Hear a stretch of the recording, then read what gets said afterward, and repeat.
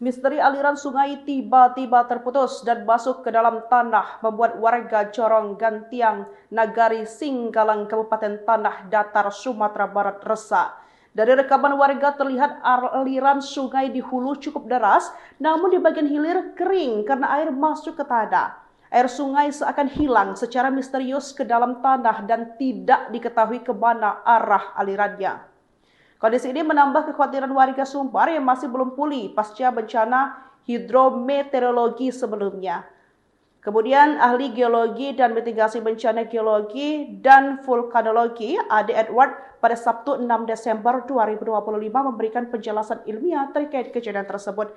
Ia pun menyebut kawasan itu merupakan wilayah dengan karakter khusus. Ade menjelaskan bahwa masuknya air ke dalam tanah di luar alur sungai normal bisa terkait proses pembentukan sikol. Meski fenomenanya alamiah, Ade menegaskan perlunya penyelidikan cepat untuk mengetahui apakah terdapat potensi bahaya bagi warga sekitar.